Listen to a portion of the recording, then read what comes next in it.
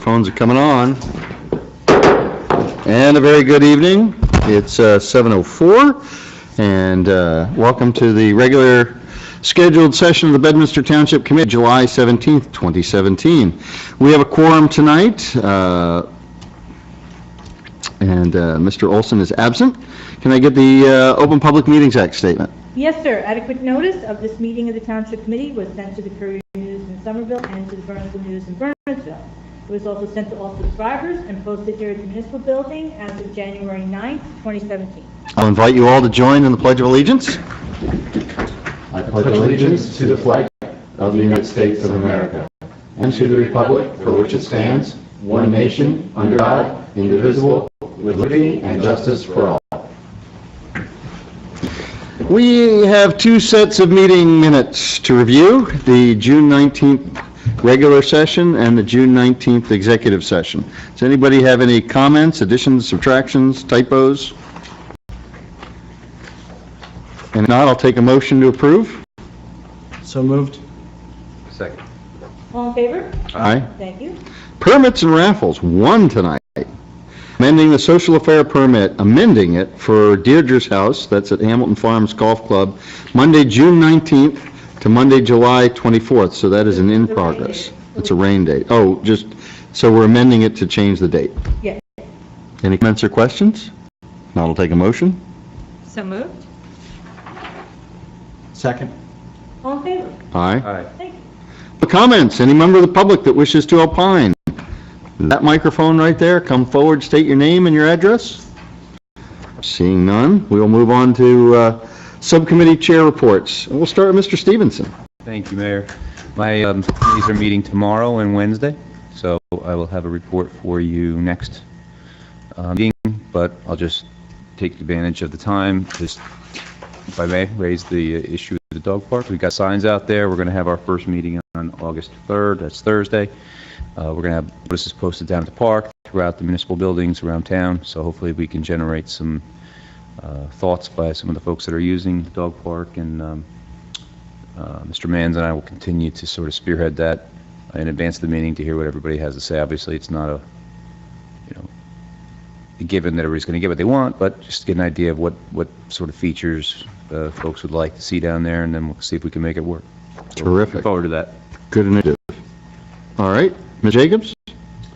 I believe since our last meeting, we had two subcommittee meetings, one in Environmental Commission, and we'll probably talk about the Environmental Commission a little bit later. We're going to talk about the Lamington River Restoration Project, so I'll defer most of those comments, since most of the meeting was talking about the Lamington River Project. But other issues that came up at the Environmental Commission were, once again, Tim Walters has pursued a little bit further the issue about having electric vehicle charging stations. He's reached out to the township of, was it Branchburg or Reddington? Branchburg. Branchburg actually has installed a number of charging stations at their municipal complex, and they did so under a grant program. Tim has had outreach to the township administrator of Branchburg to find out what grants that they actually pursued, and is going to come back to the Environmental Commission with some additional information, hopefully within the next meeting or so. There was also further discussion about moving ahead with working with the county on a farmer's market, and Renee Moreski is spearheading that, and we'll have additional details for us in the coming months or so. And that was about it for EC. We did have our BHHC meeting, and the issue with BHHC is going to see how Parkside, how the units in Parkside transact, as in some of those units come off their affordable housing restrictions and will be free market units. So BHHC is going to be closely monitoring how those units, if they sell, if they're put up for sale, if they do sell, and if they sell, at what price and what impact that is going to have on the rest of the condominium complex, including the other units that remain restricted for affordable housing. And Mayor, that's my report. Thank you. Ms. Succi? Thank you, Mayor. I have not had a subcommittee meeting since our last meeting. So Thursday, I'll have a meeting, I'll report back. I do not have any additional meetings myself, but there are a couple of things I want to mention. One thing going around is former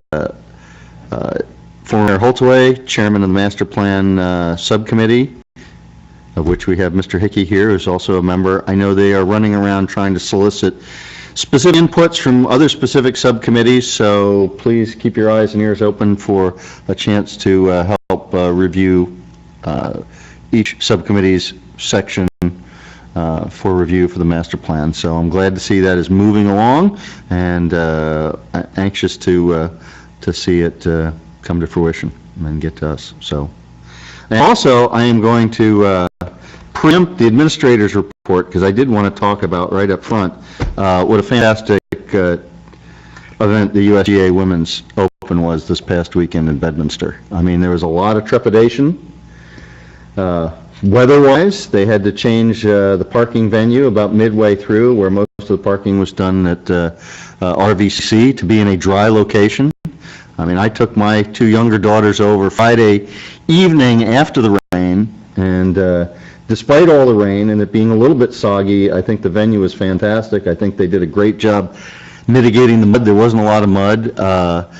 And then to see it, I didn't get over there yesterday, but I saw the last couple hours on television, to see Bedminster on TV, on Fox, and what a great venue it looked like, and all the comments. I mean, what a great weekend for Bedminster Township. And we all kind of knew that for the past couple of years, that that would be a great theatrical debut onto the world stage, but it wasn't our debut, but it was probably one of our finest hours. And I want to thank the folks within the township that worked very hard over the past couple of years, to include our police, fire rescue, DPW, township administrator, everybody that took a part in that, and also the USGA and the Trump golf course, because there was a tremendous amount of work and preparation, years of preparation into that event, and it came off great.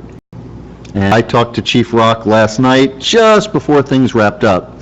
I wanted to get a report from him as far as, did we have some unrest and some ugliness? And he said, yeah, there was a few people, there were some protesters here or there.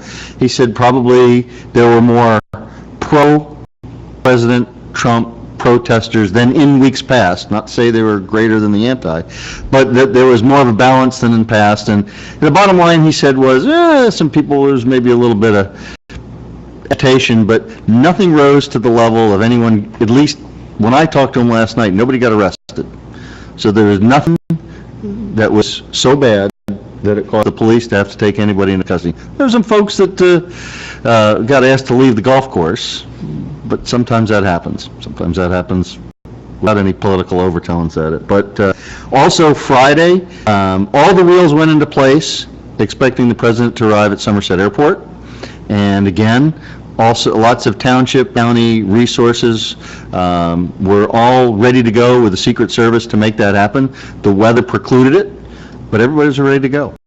And everybody seems to be making this work like they've been doing it a long time. So I'm thankful for everybody's efforts, and Bedminster, I think, really looked good this weekend. So thank you all. And that, the administrator's report, which I know the first thing is USGA. Do you have anything? Well, just to echo your comments, I have to say, John Mance and his crew and Chief Rock and his team worked very hard to make this a successful event behind the scenes. So they needed this, they needed that, they needed extra this. These guys made it happen, and so I have to give them some kudos.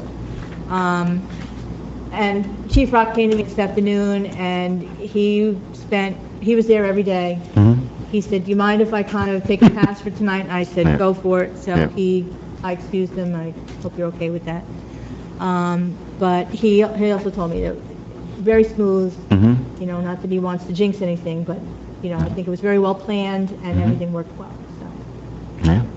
I think, just to say just a couple words, I think, was it the Olympics where the pool was a different color, while watching on the world? I mean, that's a possibility where all of a sudden something happens in our town and something is not handled properly, right? And it just looks so bad.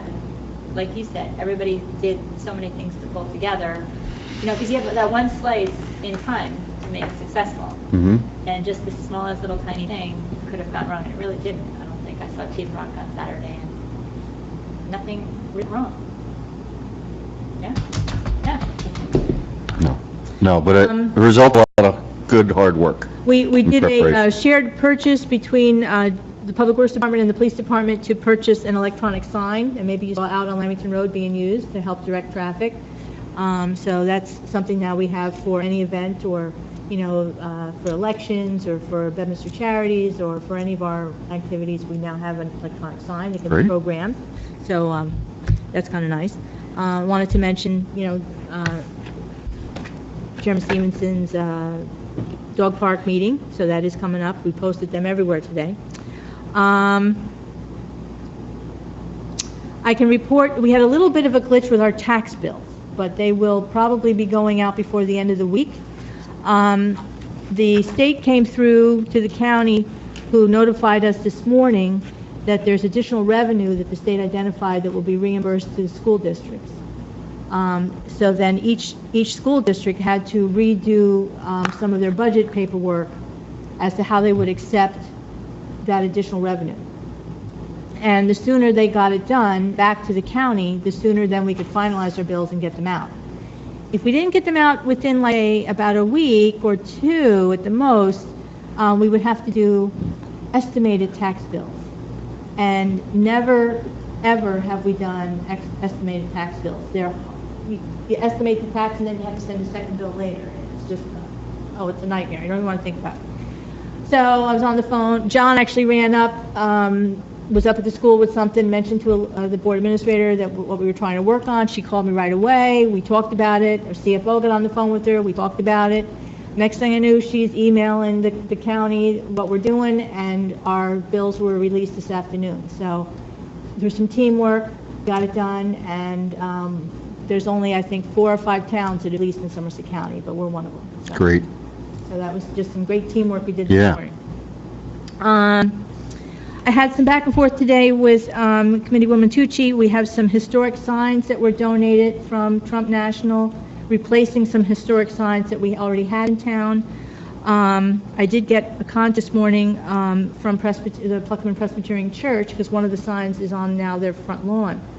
I don't know that there was ever a sign there before. There was, actually. There was. I don't know if it was in that exact location, but there was a really faded sign, because I remember when this whole process started a couple of years ago, I remember saying that was really, really faded. I was glad it was going to be replaced. So I might have a photo of that, but they would know their property the best as to what was on it and what wasn't. Someone from the church on staff called me today and said, how did that sign get there? We didn't approve it. So that's why I was kind of in an email today, what's the history here, so I can share with them how we got to this point. I will tell you the other sign that's there's 2 signs in Lamington, one by the cemetery, one on Rattlesnake Ridge Road. There's one in Pottersville, right, John?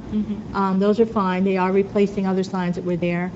There's a sign across from Mediterranean, the restaurant there in the center of town, Bedminster Pizza. It's actually on the Nervine property. And Mrs. Nervine was in today on another matter, and she said she's fine. It can stay there.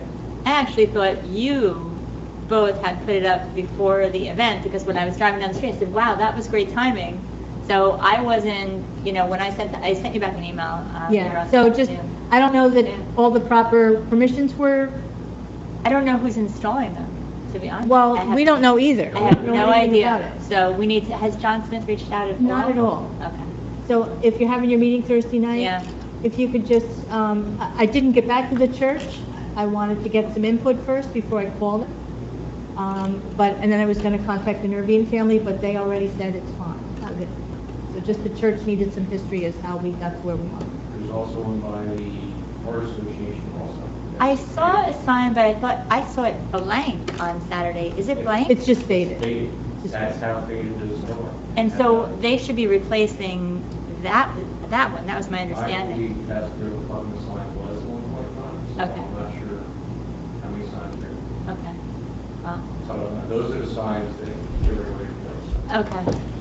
Yeah, I didn't know whether they put a blank one up. I hadn't noticed that one. That's an old Okay. All right, so we'll try to get to the bottom of it on Thursday. Yeah, so just if you could look into Is that the that. historical? Yeah. Yeah.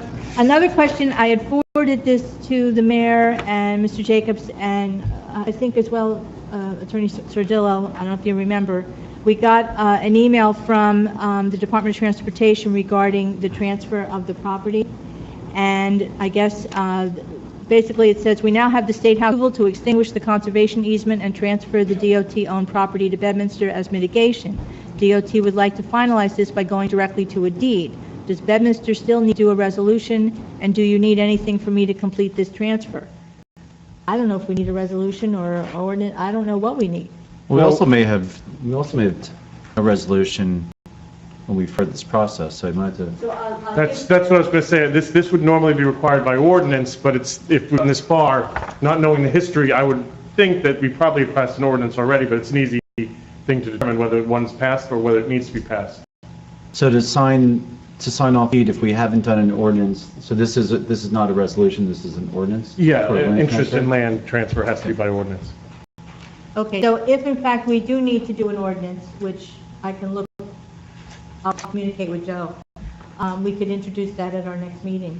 Or we could go back and see, did we ever pass an ordinance to start the process with DOT in the beginning, especially since we've already been taking the trees from them. If we'd passed an ordinance authorizing the township to enter into this arrangement, perhaps that, if there is an ordinance, perhaps that is adequate. Yeah, maybe it may cover it, the terms of it. We just have to So take a look we'll at that. follow up on that. Okay. And lastly, our next meeting is August 7th. That's a big time for vacations. I just wanted to make sure that we have a quorum for the August 7th meeting. Just- I will not be there. I don't know. I'll be here. I'll be here, Okay. so we can check him in to see whether he'll be here. Yeah. We could do some, if we're going to have a quorum, we could do something again on an alternate day with a bill list type meeting, getting any very important stuff. It's possible I can call in, but I don't think I'll be local. Okay. It was on the 7th, Yeah, or for any time that week. pretty much I'm going to be out of town. Okay, so as we get closer, maybe, Larry, you'll let me know. I will try to find out right now. Okay. I just know it's, we have sometimes canceled that meeting because it's a big vacation time, so. And, speaking of vacation, I'm on vacation leaving Sunday, coming home Saturday, I'll be in Florida, so. All right. Just in charge. That's all I have. Discussion on introduced ordinances, we have none. Introduction of ordinances, we have none. Public hearing on ordinances, we have none. Consent agenda, appears we have none. But we do have several resolutions, standalone resolutions. And tonight we'll start with Resolution 2017-075. That's the approval of general comments and recommendations of the registered municipal accountant of the annual audit for 2016. So basically, when we receive the audit annually, the members of the Township Committee are required to look through it, but they need to sign an affidavit stating that they at least read the comment page, which is actually the last page of the audit. I have an affidavit that I'll pass out to you later that you each need to sign stating that you did in fact read those comments. And do we know out of town, because he will need to also sign it at this point, even though he's absent, that he did read it. I need to get it from everybody. We need that by. I think I have 45 days to complete the process. Oh. We'll track Ken down. But just need to get his information. So there was just one comment on that. All right. Can I get a motion for 2017-075? Second. Roll call vote, Mr. Stevenson? Aye. Jacobs? Aye. Ms. Santucci? Aye. Mayor Parker? Aye. Thank you. Resolution 2017-076, approving the corrective action plan submitted by the CFO for 2016. The CFO is required to address the comments, and she did so with a short plan, which is also in your package. Yeah, I just have some quick comments on the response and the explanation. So right now it reads, as there are a limited number of personnel employed with the township, it's not possible to further segregate duties of the recording and treasury functions. Due to budgetary constraints, no resolution can be made at this time.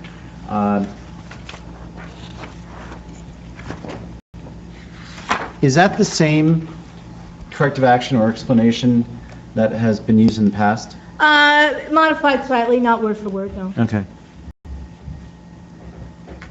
And what is, just exactly what is the auditor's, because I did a quick review trying to find where the auditor identified that and see if there was any additional color he provided on what would be adequate segregation of duties.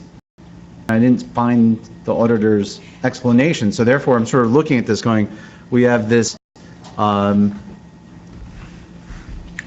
very general, broad comment from the auditor, and I was wondering if there was anything that would give an indication of what would be an adequate segregation of There's duties. nothing really stated in the audit as to how we should correct that comment or that recommendation. We've had a lot of conversations with the auditor about the fact that, you know, we try and divide up our duties amongst multiple employees so that we don't have just one or two people doing everything, which is not a good practice. But so far, the auditor has not agreed that that's sufficient spreading out of the duties. I don't know what the number is, and he hasn't really shared that with us, so maybe we could look into it further. Yeah, because even the phrase here, due to budgetary constraints, no resolution can be made at this time, and it doesn't necessarily, I mean, if the budgetary constraint is that we would hire additional personnel, Correct. that doesn't make, I don't know if that's a budgetary constraint or just not a good idea. So I'm wondering if there's a way that we could either elicit more detail from the auditor and then have a more detailed explanation or corrective action if appropriate. So would it be possible, say, to restructure employee duties or something that might meet a better... Or if we've already had the restructuring so that it is possible to segregate, and we do that as a normal course, that there's duplicative, if you and the CFO and others are authorized to do any of this, that it's already in place, perhaps the audit just needs to be Okay. put down in So writing. we're questioning for further clarification how we might address this comment, maybe not even have it next time. Right, right, because I think you also said that if the same comment shows up 3 years in a row, You do get a negative remark on your best practices. right, so I remember this, we've seen this at least a couple years in a row, so I would, Oh, yeah, even more than that. so let's see if we can't. Okay, Get rid we of will address it. What's the, you know, for the freshmen here, what's the fallout of a recommendation on an audit that we respond and say, sorry, we can't do it for all intents and purposes? What's the repercussion there? Sometimes you just don't address them. Last year we had 3 comments. We addressed 2 of the 3 and handled them, so we didn't get them again this year. But the one about staffing has been there for a few years. So the negative consequence, and maybe this is where, does it ultimately go to our bond rating? Does it go to anything else that the auditor's report goes before? Does it go down to the state, and the state wag your finger at us and said, you know, you should address that comment, or is there any practical It does go down consequence? to the state. They do see it. They do see that but a lot of towns, we're not alone in this. Smaller towns like ourselves have these types of comments. But I can certainly see if we can maybe just with some modification we can do so we can address it. We have a clean last page. My only concern, being a litigator by trade, let's look at this glass half empty, worst case scenario. If you have this comment coming through on your audits year to year to year, and then God forbid, and I mean, disrespect to anybody on the show, everything's been fine, but you have a situation where someone does something, and it's as a result of not having enough diversity amongst the duties, do we become ineligible for our insurance or anything like that? That's what I'm concerned about. That you've essentially put yourself in a position That where... you've known about this, why didn't you Yeah, correct it? exactly. Good question. So I'll address that with Debbie tomorrow. Okay. I mean, And Mayor, I can also note that, and actually Judy had mentioned as well, in numerous smaller municipalities, that's a very common comment, and very often doesn't get addressed because you normally will involve hiring multiple, at least one, if not multiple more personnel to, really segregate the way they're looking to compared to other larger municipalities. So that is a comment that does seem to carry, and it's very common. I've seen it in many other municipalities that are smaller in size, especially on the workforce end. And what is if anyone can answer, what is the specific concern about the segregation of duties with respect to the recording and treasury functions? Is there some... If somebody's doing something funny with the books and you have the same person doing it and nobody else sees it, it's really more eyes on the project. So that's why in certain financial institutions, they'll have a 10-day mandatory vacation time. So during those 10 days, somebody else is doing that, and then if something looks funky or weird, then it's brought to light. So if you have the same people doing it all the time, okay, you put down 0.5 and I'll put down, okay, and we have this deal or plan in the weirdest of circumstances, but Or you have the same person, approving the checks and cutting the checks and signing the checks and, there's no So oversight. so you and Deb Stern both have those functions? no. No, just Deb? Actually, our account clerk actually prints the checks, Debbie and I sign the checks. You also look at all the purchase orders, then we have other employees actually take the money and do the transmittals to tabulate every day and record the monies that they're coming in.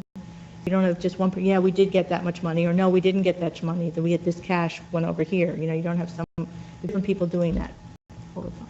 So if we take the position that we do have adequate segregation between recording and treasury functions, could that be the explanation? That the explanation is that with personnel you just identified, we disagree with the comment because we have Certainly. 1, 2, 3, 4, 5 appropriate personnel performing these functions. Spell out what we actually do. Fill out what we have and see if that doesn't fit the requirement or what modification would be suggested. Because it certainly sounds like you're comfortable with the process, and I can say that going well past the 3 years' time on this committee, this has come up year after Yeah, year after yeah, year, yeah. and it predates my time on the committee.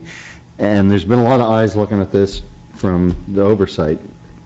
And the consensus seems to have been over and over, as Mr. Saradillo is saying, unless you create a large bureaucracy, it's going to be very difficult to answer this. So, but But it is subject to the auditor's right, Opinion. so this is our auditor making this opinion. Mhm. A different auditor may come and say, hey, your process you have is doing just fine. it's adequate, yeah. So, So this is a subjective comment from our auditor. Correct. correct. Yeah. Yeah, I would agree. I think we lay out what we do, and then to piggyback on what Larry's comment is, unless he spells it out for us, what's problematic about what we do, it's hard for us to address it. Okay. Understood. All right. Thank you. We have a resolution hanging out there, 2017-076.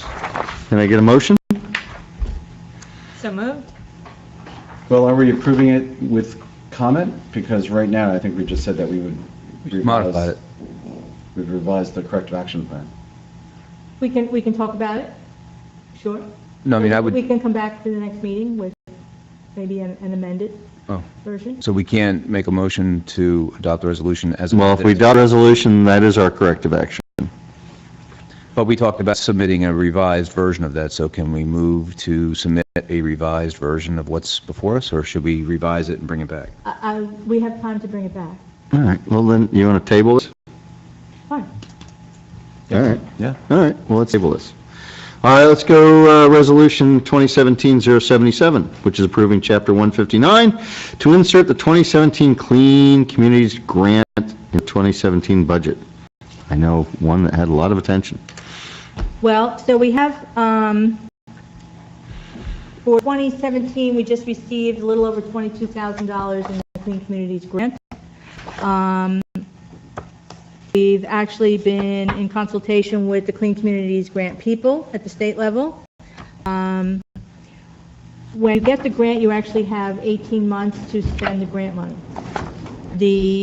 What we normally do, we get the grant in 2016, we don't put it into the budget when we receive the information, we hold it over till the following year and put it in our next year's budget. So the money that was in this year's budget for Clean Communities was really the 2016 award. By the time we approve our budget and get around to spending that money, the 18 months is almost up. So we're like scrambling at the end of time to spend the money. So we called the state and asked if we could get an extension for some of the funding that we have, and they said no, that they would prefer that we just spend the money. So with that, we took this year's money, we're putting it into this year's budget, so now we have a larger pot of grant money, of which we're allowed to spend 25% for equipment, which could be a new truck for Public Works, like a pickup truck to be used for the litter. So that's what we decided we're going to do. We're going to use another percentage of it, as we're allowed to put funding towards a new copy machine that's ultimately going to end up over in the police department. And we gave out the grant awards for the various committees, and pretty much they want us to use up as much of the money as we can. So that's why we put the money in the budget this year. And Judy, does Clean Communities grant, does that come with any constraints on how the monies are There's spent? a fairly strict program of things you need to comply with. So we do a report that is due July 31st every year of what you spent your money on, and you have to show printouts and copies of receipts and purchase orders and everything. It's fairly strict. You just can't spend on anything. I gotta ask, so how does a copying machine make So for administrative costs, those constraints? allowed- You must have spent some time in the military. It's a Dad. paperless copy machine. you're allowed 5% of your grant monies could be used for administrative costs or equipment costs, and we asked, is the copy machine, because we need one. Is the copy machine approved use? And they said absolutely, for printing out any brochures or things for your grant or for your school or for anything you're doing. So we do print out information for Fall Fest. We have done some other brochures. So they said it was totally fine. So it came out to about 5% of our grant we could use for the copy machine. It's not the full cost, of course, but it's helpful. As came up during EC, question about the budget for running Moth Night. Is that, I think, So that was another one of our questions. The Environmental Commission, we had talked about them with our review committee. They would receive some funding, that they're going to look at the program and see what programs they can run that fits the requirements for the Clean Communities money. We earmarked some of those monies for them. But Tim Walter came to me and he said, well, what if the Environmental Commission does a litter pickup program? We sponsor a litter pickup. And we're allowed to give any organization a $500 donation for a litter pickup. And so we checked with the auditor, and he said that was fine, and then that $500 can now be used for whatever they would wish. It doesn't have to comply with the program anymore. They did their litter pickup to comply with the program, and now those funds become theirs to use as they wish. So, not sure what is it going to be Moth Night or a bat? Bat Night, Moth Bat Night, or do them both, have the bats eat the moth? Mothra versus Batman Night?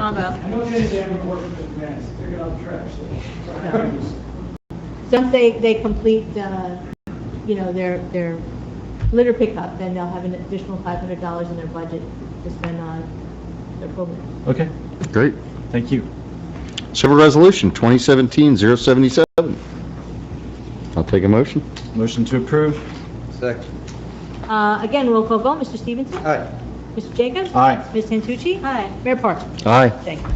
The bill list. Can I get a motion to approve the bill list pending the approval of individual invoices? So moved. Second? Again, roll call vote, Mr. Stevenson? Aye. Mr. Jacobs? Aye. Ms. Santucci? Aye. Mayor Parker? Aye. Discussion items. Do we have any discussion items that are not already listed somewhere else on the agenda? If not, we can go to new business, and we do have an item about the amendment to the LoSAP program from Pottersville. Judy, do you want to Yes. talk to us a little bit about that? Judy, can you just start with telling me what LoSAP is? It's a length of service awards program. That's what it stands for. Thank you. The program here at Westminster came about in 1999. And the idea was it would be an incentive for people to volunteer to be a member of the first aid squad of the fire company. And John, jump in if I said something wrong at any point. Pottersville Volunteer Fire and Far Hills Bedminster First Aid Squad have elected to participate in the program. Far Hills Bedminster Fire Department chose not to. 29. They said, we're going to be, at the time, they said, we'd like to come to you later about a new firehouse, so we will forego the LoSAP program. Meaning, so every year a certain contribution is made in that volunteer's name into, I'm going to call it a 401k, but it's a deferred compensation account for them through a financial planner designated by the program. And then money just builds until they either leave their volunteerism or are of a certain age. Okay. Maybe it's off topic and I apologize, but how does the decision not to participate in LoSAP preclude the firehouse money that you're talking? Well, I think at the time it was more of a selling point with the idea that, and you'll hear this from the folks at 29, because it's true, that they'll say, look, we're going to come to you with budget requirements, and we realize that in the entirety of what the municipality spends, there's a lot of things that we spend on our fire and rescue that are beyond just capital. LoSAP is one of them. And our volunteers will not take LoSAP, but please realize that when it comes to budget time that, we're doing this, we're not looking for a payment sometime later at the end. The state program that is available to them, they've said, look, we choose not to take it. Please take that into account budget So time. this actually was a referendum to the voters back in 1998, and then it was enacted in 1999. Mm-hmm. Okay, and Bedminster has a interlocal agreement with Tewksbury and Far Hills to contribute a portion to the program as well. Okay, so we have that in place. Mm-hmm. And it was probably a state program to try to foster and volunteerism and try to, take care of folks that had spent a lot of years in service to their community. Sure. So in the information that they provided to me, and you got copies in your books, they currently get points, and then if they accumulate so many points throughout the year, then they qualify to get the LoSAP contribution for that year. So in January of every year, the fire chief or the first aid squad captain provides a list to the CFO of those members that met the qualifications. Okay? And there's a point system in the agreement of how many points they need to obtain to qualify. Pottersville is asking that their point system be amended. In the letter, they show under each section what is now and what they're asking it to be amended to. I had a conversation with the assistant chief, Tom Anderson, who has also been chief for many years, and he said the point system, the way it is listed now, was an interpretation by one of their members who was keeping track of the point system.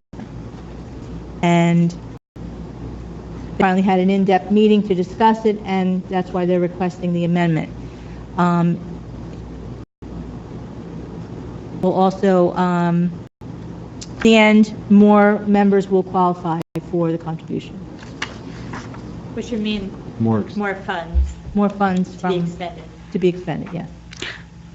I think what we need for this is, I appreciate the old system, new system comparison. Since 29 Fire doesn't participate, I wonder if we could just find out from a couple other neighboring departments, just to compare it to. It seems like this is a significant difference in how points are awarded. I don't know. What do they do in PPAC? What do they do in Califon? What do they do? I don't know. And it would be nice to know if this falls within the realm of what other departments do. If it appears normal, or is it abnormal? Were they way too stingy before? Are they too generous now, or are they not generous enough? I don't know. I'm calling the question. I just don't know what to compare it to. And in the ordinance, there's a different set of requirements for a fire company that has under 500 calls they respond to in the course of a year, and a fire company that responds to more than 500 calls. I think that's the number.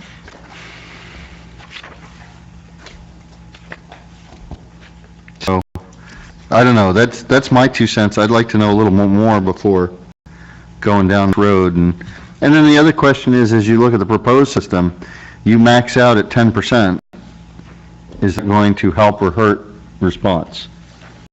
In other words, if you've made it to your 10% and you're done for the year. And that's part of the conversation I had with the assistant chief. I said, so is this going to really encourage people to, oh, hey, I met my quota, I don't have to go? I don't know. I don't know, but hopefully not. The other question I have, and I did ask the attorney to review this, the first aid squad is also participating. Their point system, similar but different, and they're not asking for anything. So, and what buy-in do we need from Tewksbury and Far Hills? I asked Mr. Sordillo to kind of look at it, of Yes. what the procedure would be. Yeah, we looked into the procedures as whether it would need, this type of amendment would require us to go back to a referendum because it does increase the amount of contribution from the municipality or not. Looking at the way the ordinance was initially drafted and then reviewing the underlying statutes, the requested change wouldn't require a referendum. It can be done by ordinance because it does follow the intent of the initial, and it is only making changes to the actual point system. That being said, there is the interlocal agreement with the other municipalities, and that's something Judy and I just talked about. If we have to take a look at that terms of that agreement to see if that would need to be amended, since they're the ones contributing. What type of sign-on does the other two municipalities have to do, or can Bedminster unilaterally just agree to change the point system under the current agreement terms? And Tewksbury might be in a wonderful position to provide us some of the data I was talking about, because they've got 4 other companies they contribute to. And it'd be interesting, to, and if all 4 of those, Yeah, they have- if all 4 of those have LoSAP, 5 or something. don't yeah, they have a total of 5. I think they've got Oldwick, they got Fairmont, they got part of Califon, and they got somebody else, maybe Lebanon Borough, I'm not sure. But anyway, they may have 4 other departments to compare LoSAP to and say, well, is this an outlier, or are they, and I don't know. And Tewksbury may say, all 5 of our departments better be on the same point system. Maybe that's the impetus behind this. Maybe they got told, you guys aren't doing it the way everybody else is. I don't know. Yeah, I don't know. And then So- at what point do we want, Yeah. representatives from the 2 groups to, be here to make comment too? I don't know. But I want to start off with just showing you what they sent me. They don't anticipate this being something quick we're going to take action on. Yeah. At best, they were hoping that it would be, if approved, for an implementation for next year. Judy, does it say how many points you need to be vested into the program? You need so many years. I believe it's 10. No, I mean, how many points per year before you qualify for a contribution? Or what a max you can do every year. Well, from what I'm told, no one does 100%. It's almost impossible. To do You would have to go to 100% every calls? single thing. Right. Under the old system, 100% of calls is 25 points. Right. Whereas under the old system, if you're elected as a captain, you get 25 points. So those are equivalent to going to all the calls. Not only that, I mean, if you're elected to any of these positions, you get 25 points. Correct. Anyway, I don't know, and that was 25 points the max, or is, Do we know how many points you have to accumulate in a calendar year before you are eligible for a payment into your deferred comp plan? You know what, I don't know that, anyway, I think, Is it like a- I think we got to, I think at least we've got a direction to go. We got a lot of questions, we'll get an expert to come out and help us out, and maybe talk to reaching Tewksbury. out to like Tewksbury. Well, Tewksbury's going to tell us, they're either going to say yes or no, but they probably have an awful lot more data to work with. So I'd be very curious what their opinion is on this.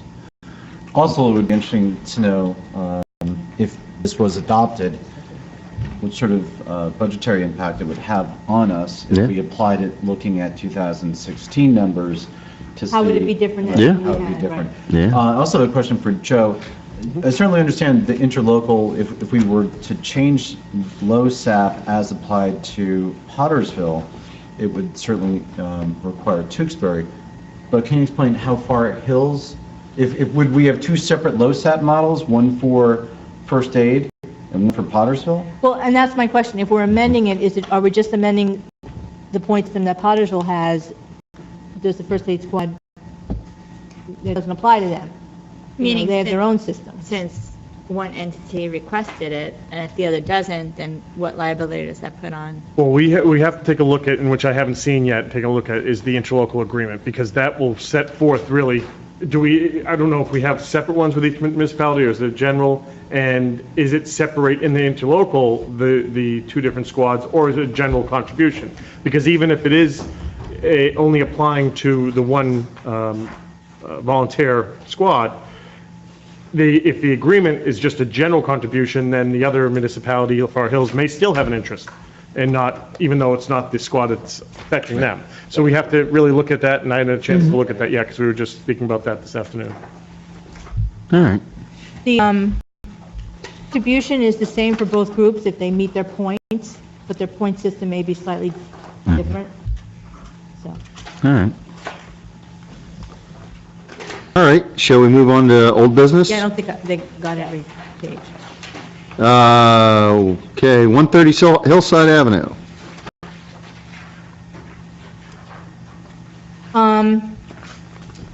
So the last communication I had with the contiguous property owners around 130 Hillside Avenue was we had dug out the various environmental information that we had on file for the property. We invited them all to come and review it. I heard back from two of the three. One gentleman did come down and look at it, had some questions for John Mance, which he answered. Another property owner said he wanted to come down and look at it, but he was out of town for a while. He hasn't been able to make it down yet. And the third property owner I haven't heard from yet, so it's still kind of pending. All right, But it's moving it's been a while. slow. And Langton River Restoration Project. We got Chairman Hickey here. Colin, you want to come up and get near one of those microphones if we've got any questions, or you want to? They do have a copy of the report that you Yeah. sent late Friday, so if you want to reference it. Because if you do have any comments, you want to be on the mic, so do you want to just come up front just in case? Yeah, well, I mean, we're going to talk about it, and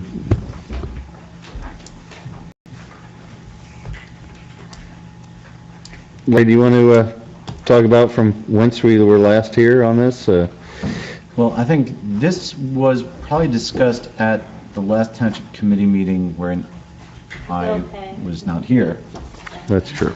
But, So whence last we met, the issues were that we still didn't have enough data, and that it had gotten brought up at the last Environmental Commission meeting, and I think what we got was we bounced it back to, I think, Mr. Lewis to say we need more information. My question is, do you have any more information than the last time around? And I have a piece of paper in front of me from the aforementioned Chairman Hickey, dated the 14th of July, so this is pretty fresh. So Colin, do you have anything more to shed on this from? Yeah, I mean, I sent Mr. Mayor a letter to you folks on July 6th and followed up with the Or to you. stuff from RHA on July 14th. Excuse me. Just some background. The applicant is a bit of a disadvantage because they have to apply for a grant in order to do the site engineering work and the site planning work and all the detailed work. And they don't have the money to do that until they get the grant. Obviously, to apply for the grant, they need your permission. We did some due diligence as the Environmental Commission, tried to identify the issues that down the road need to be addressed before they should be granted access to the property and for review by the Land Use Board. In particular, in our due diligence, we realized that not all the landowners had signed on to the plan that Mr. Lewis had presented. And they had some concerns, obviously, because Mr. Lewis is a nice guy, but obviously they want more detail. He cannot provide right now. Our concern was also that we don't have the details around how much dredging they're going to do, and if you take it to the logical extreme, how that will impact both the stream flow as well as the floodplain. Because what he's doing is basically digging deep pools and in some places inserting boulders and taking the dredgings and putting them on the side of the river. And in small kind of locations, that doesn't present a problem, but obviously if it's done over 100, 1,000 feet, that could begin to change the nature of the river, because you change the banks, you change the floodplain, you change the flow. He won't be able to get into those details until he does the site engineering work. So it's just a marker that we put out there to say, look at this down the road when it goes in front of land use board. And the other issue was, we don't have access entry points in terms of where he plans to bring in heavy equipment and how he plans to deal with spill remediation or oil and fuel leaks and that kind of stuff. So again, it's another point that he has to deal with. Our other input to the town was, don't know what the liability issues here are. Because if there is an issue down the road, who's liable, particularly given the fact that these people are entering township property? And obviously, that would be up to council to determine. We also asked him very simply for the application he sent to Mr. Bellardo. Has your firm received that? Not that I'm aware of. At all? So that was a very simple ask. I think he did send, I thought we did see a copy at the EC meeting. I thought he did provide. In detail, I didn't see the actual application, so if you have. Because I think you just said earlier, though, that he can't apply for the grant, but he told us that he applied for it in March.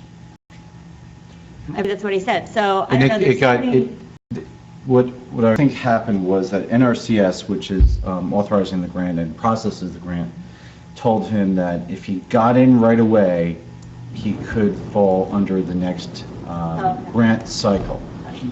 He applied, but one of the application requirements requires that you have the property owner's consent to enter onto the property. So he has secured property owner consent for his organization, which is on the Tewksbury side.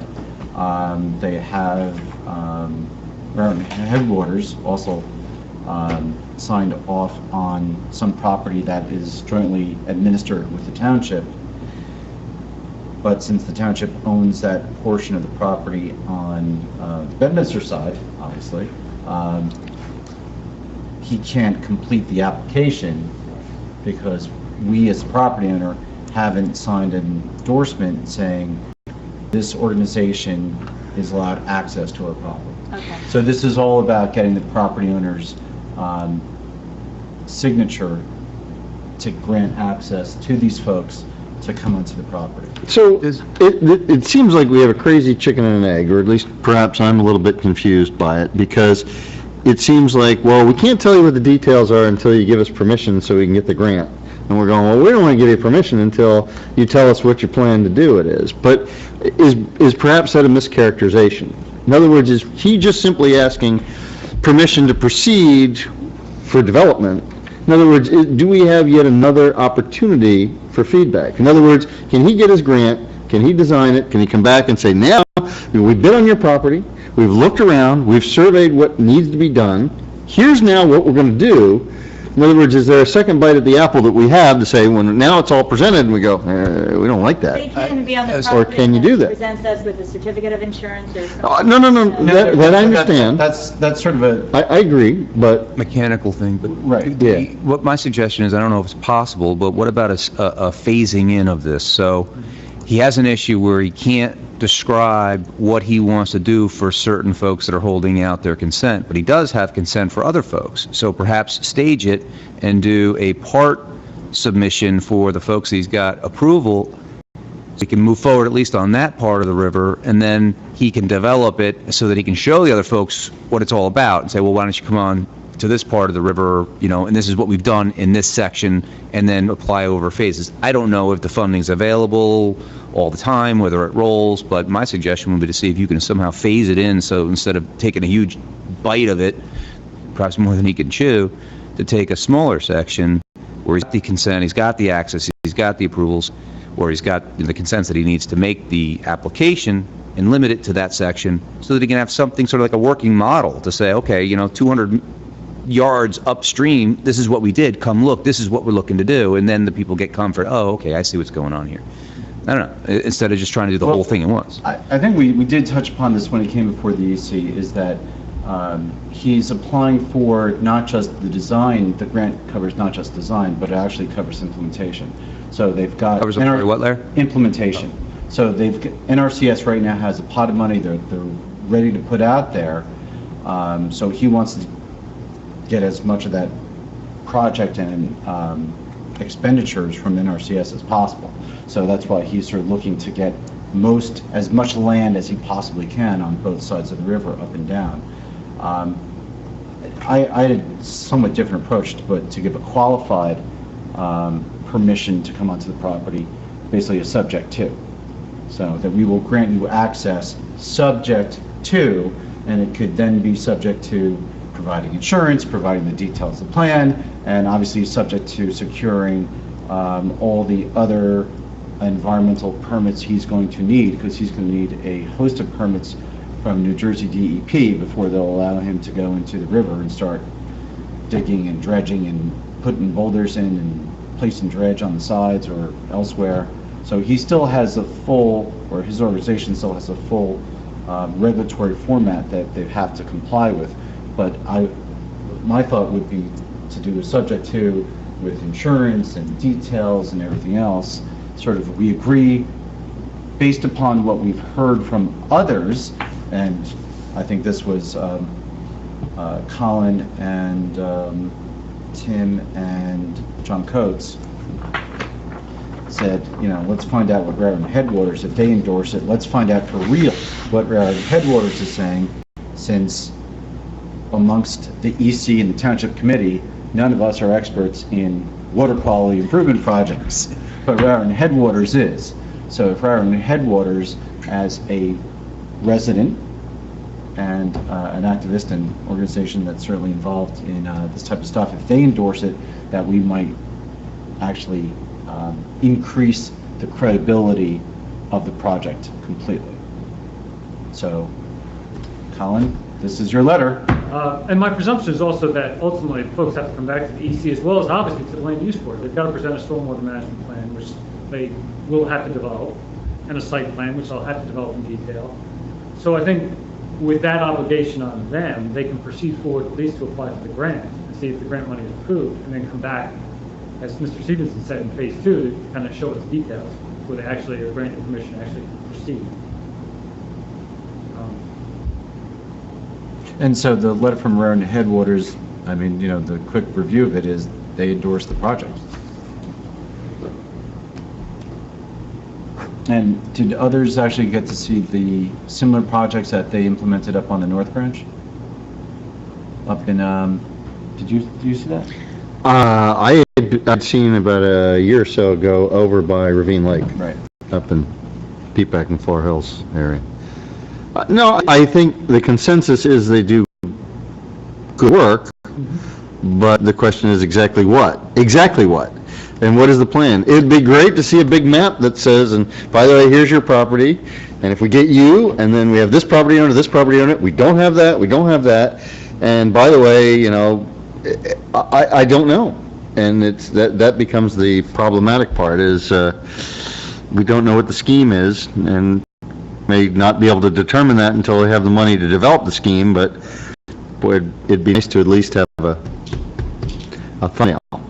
But maybe we do have that second bite at the apple with the application phase, or not the application phase, but the stormwater management site plan. So, I mean, certainly we have the opportunity to look at it then, or at least through other subcommittees.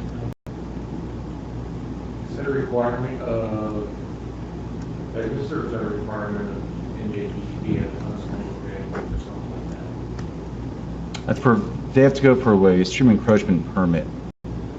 So part of the stream encroachment will be flood hazard analysis to see that whatever volume of boulder they're putting into the river or dredge that they're taking out doesn't have an adverse impact on stormwater or flood management, either upstream or downstream.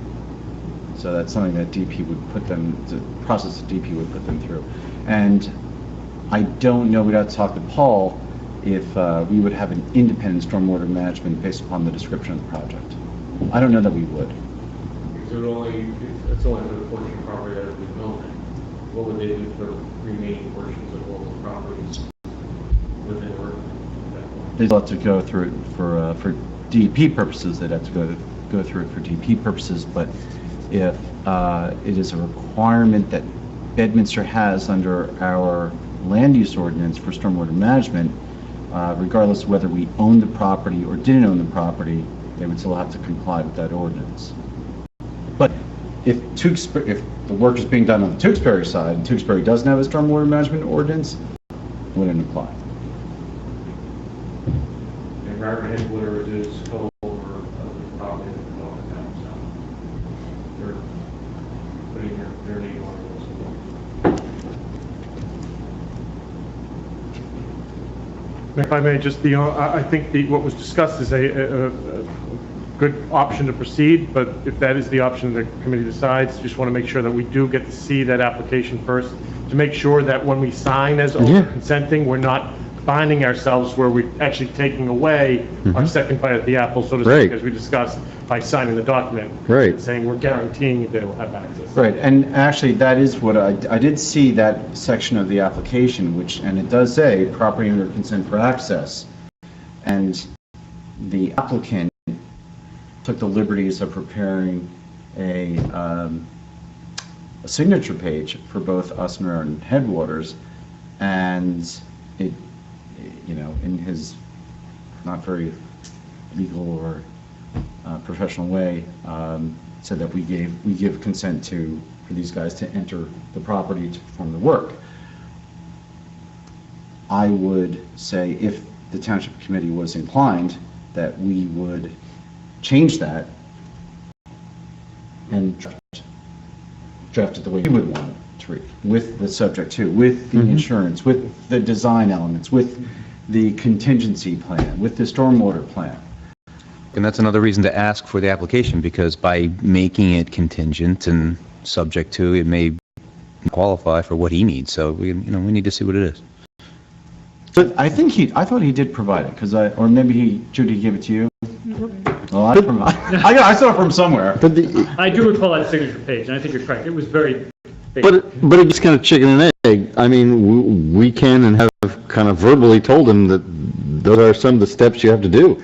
If he presented them, if he came to a meeting or came during normal business hours and said, gee, here's the application. Here's our hold harmless agreement. Here's all the things that we would put on that stipulation, we could sign the signature page, right? Because he would have the stipulations as opposed to giving him a No, but it's not just that. It's also subject to that we're giving consent today, subject to them complying with conditions A, B, and C that they can do today, right? But it could also be subject to making sure that we like the final design, because if we see the final design and we find out that RHA or other experts or Paul or someone else takes a look at it and says, man, we should not let this happen, then we withdraw our consent. So not just subject to for complying with today's conditions, but also subject to a future compliance or future consent by the board, Township Committee, and the EC when there actually is a final design. Yeah, and we can. Seems set a reasonable to me. timeline too, like either we're gonna have something to take a look at or we're not. 'Cause Yeah. it's like the, And our endorsement could be that this is, you better get this done if you get the grant. We want to see the design. Look, and NRCS may look at that property owner certification and say, too qualified, no good, and that's the way it goes. it seems like it would be beneficial, but we don't have any. No, I completely agree. We have, Right, we have and- nothing, right? You don't feel comfortable at this point in time? No, I mean, the letter we wrote to you is we support the overall objective, but there's some serious questions that have to be addressed, and they need to provide the detail. Do we need to invite him back? Not without the information. Yeah, not once he No, comes it's with the stuff. No, but that's what Yeah. I mean. I mean, He calls me or emails me regularly to say, do I need to come to this meeting? Do I need to come to this meeting? But he's not bringing anything new to the table yet. yeah, so we can't. And that's part of the problem, is that, frankly, I don't think he doesn't have anything new to present. The only thing that was new to present was, frankly, the EC, and Colin as a chair, reaching out to Raritan Headwaters and getting this, which The letter is a lot more than what we had before, because now we actually have an expert saying that these projects are good, but there's nothing here that's specific to the proposed project. Right. So they're saying, we've seen these guy projects does good implemented work. elsewhere, and we're familiar with their consultants and their contractors, and do good work, and they've done good work elsewhere. So maybe we need to bring in, it was Cindy who signed it. So whether Cindy or George or someone else from RHA, maybe it would be good to have them appear and to actually find out why they. Certainly have. Yeah. So But is she really, I mean, What- he should be what- putting it in a package before us so that we can help and we can consent. We can't do anything. What about this Urbani Fisheries? Can't they come in and do a presentation as to what they do? It's not- They're the ones getting paid, they're right? out of Missoula or something. Oh. Wyoming? No, you're correct, yeah. Yeah. He's a little tough to understand also. Okay. Very laid back. So, I think the question is, do we want to be passive on this and wait until he gives us more? Or as Larry suggested, do we want to give him a document that has a lot of qualifiers and hoops that pushes him towards a goal? I don't know. And forget if this has been gone over, Mhm. I've lost it. Is it, he's just waiting for us, or does he still need other folks too? I mean, are we the ones that, from his perspective? I think He's I looking think for to other use, folks as well. yeah, I think to use a terrible analogy, we're the biggest fish. Okay, We're probably the largest landowner on the, took me a while, but I know, No. it was a bad one. But the point is, I think we're the one he's really, if he gets us, then I think he He may doesn't have need- enough to go over the top He to doesn't get need his money. anyone. If he gets us, he doesn't need other property owners to implement what they're looking to do. Yeah. when we were here originally, when he came in, we sort of did a straw poll, speaking for all of us, we're all in support of the idea. Mm-hmm. It sounded great. So I would favor a conditional approval that satisfies that we're going to get a chance to sort of shepherd this through, but let's get him going.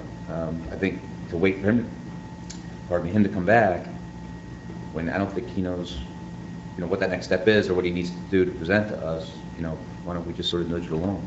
Well, we asked for the application. We would like to Well, see obviously the that application's at gotta least come, too, right. but if you can, Larry, if you can find out where you maybe saw that, it doesn't have to come from him, not, as long as we can look at something. I don't know. I guess No, I remember, because I remember wanting to see just exactly what the requirement was for property owner access. Was it just property owner consent for applying the grant? But no, it actually said property owner consent to access to implement the work. So the NRCS application actually went that far. So we would take that application language and we would, as most of us are lawyers and give us a pen, we're going to rewrite something. So we would rewrite their application. We would write the endorsement for the property owner. They endorse it. Only It's if. qualifying. Yeah. So my point is, before our next meeting, or next meeting, depending on when our next meeting is in August, do we want to have something drafted for that meeting that is what you say, a draft approval with those conditions? I think we can draft it now. It's only probably about, 2 or 3 more, lines onto that property owner endorsement. In the meantime, we can move on parallel paths to get the full application, or if Colin or I already have it, we'll distribute it. And there's did we want to hear directly from RHA about if they had any specific understanding of his design that we do not have? Is there anything else that we would want to hear from?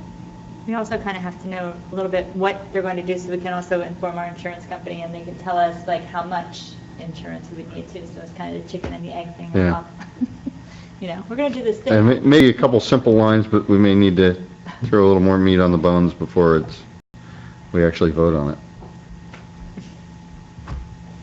So, shall we get that for the next meeting?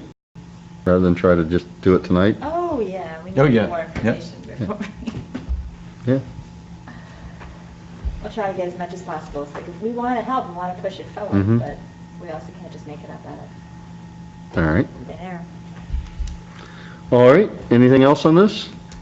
Thank you, Colin. Colin. But while you're there, though, we're at the public comment section. Any public comments from 100% of the public in the audience? Actually, I will give you public comments with respect to the EC. Burnsville is kicking off an attempt to survey ECs in the area, including ours, to understand best practices. So somebody from there reached out to me today, we discussed for a half hour some of the things that we're working on, some of the things they're working on, in an effort to share information, contacts, and whatnot. And interestingly enough, they asked me about support from the Township Committee, and I said our support is tremendous. Larry, our liaison, provides us tremendous access, and is always present at our meetings. And I was surprised to find out, maybe I should be, that that is not true in most towns. So they were delighted to hear that we have the support of the town and much help. And we'll get a readout of what they've learned through their surveys, and I'll share that with you when it's published. Thank you. Thank you. Thank you. Township Committee comments. Mr. Stevenson. None? Mr. Jacobs. I did speak with Walter Lane from Somerset County. The priority growth investment area study for the AT&T property has been finalized.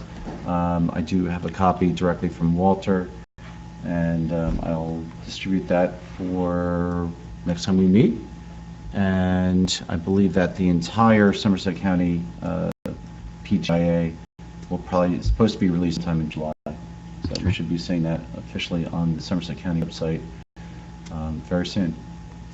All right. And Walter and his group will be amenable to coming down to meet with the TC or the Planning Board or the Master Plan Committee, or all of us all together, to present their findings on the AT&T and the 206 corridor. That's it, man. Very good. Stacy. I attended the Somerset County shredding event that was held Saturday here at Bedminster. Everybody did a great job. They're out there. Shredding? Yeah, shredding. You can bring up to 6 boxes or bags, whatever you have. You don't have to get out of your car. You simply pull up, and I was going to do it for the longest time, and I finally had time to do it, and we had great people there. You pull up, you can watch your things being shred. You can look at a little TV screen. It was really neat. We had a bunch of... We had them all the way up Miller Lane Yeah. and down 202. Really? Yeah. Yeah, It was amazing. it was a very well-attended event. Wow. 258 cars. Jeez. All Bedminster residents, No. or this is It countywide? must be Somerset County. Yeah, but I had never gone before. I had so many things to just, We, actually, I have to say, the county representative, Alan Kurdler, who's actually a Bridgewater committeeman too, came to pick up all the supplies today, and he said he gets a lot of phone calls about the program, and he gets so many compliments from Bedminster, the way that our department manages it. It's very in, out, it's actually part of it's inside John's garage, so if it's raining or whatever, it doesn't matter. easy breezy. You just like pull in. I said, "Oh, my, get out and help." No, stay in the car. You know, they'll just do everything. They put it in a wheelie, garbage can. Put it so you can wash your things. It gets sucked up into the machine, and you can watch it being shredded. It was really. You can watch the little window. Yeah, Did you have to remove your paper clips? I did. Yeah. But I don't know if you have to. You do don't that. have to. You don't have to. No. But yeah, it was good. It was safe, secure. Binders have to be removed. I came in just to check out how it was being done. I was looking at it and I said, okay, it looks pretty good. And then they helped us. It's a shared event we do. It's, should have talked about it in my report, but PPAC Gladstone sends an employee, Fart Hills pays for one of our employees, and then our employees are there. We had 5 people altogether, and it's actually, the cost is paid for out of our recycling tonnage grant.